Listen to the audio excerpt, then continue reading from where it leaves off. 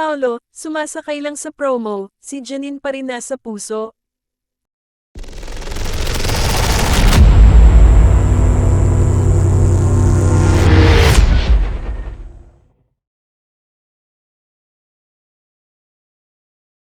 Sa kabila ng alingawngaw ng tambalang Kim Pao, tila ang aktres na si Janine Gutierrez pa rin daw ang isinisigaw ng puso ni Paolo Avellino. Matatandaan kasing nakitaan ng chemistry sina Paolo at ang aktres na si Kim Chiu simula noong gumanap sila sa Prime Video na Linlang.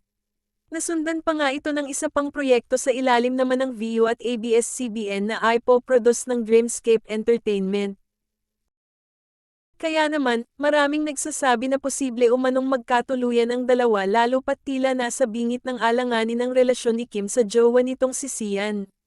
Pero sa latest episode ng Marites University nitong Biyernes ika-15 ng Disyembre, naniniwala umano si Amber Nabas na sumasakay lang umano si Paolo sa promo ng kanyang mga proyekto.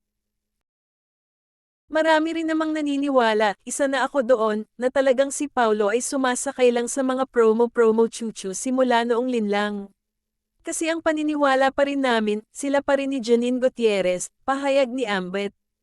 In fact, ito yung isa pinakabasehan ng mga netizen, talagang di pa binubura ni Paolo sa kanyang special na IG yung picture nila ni Janine. Di gaya ng ibang karelasyon niya, aniya. Matatanda ang noong nakaraan buwan ay napaulat na hiwalay na umano sina Paolo at Janine.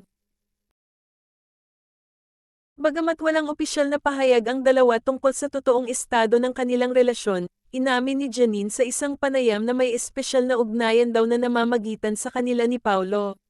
Sa katunayan, nanligaw pa umano sa kanya ang aktor.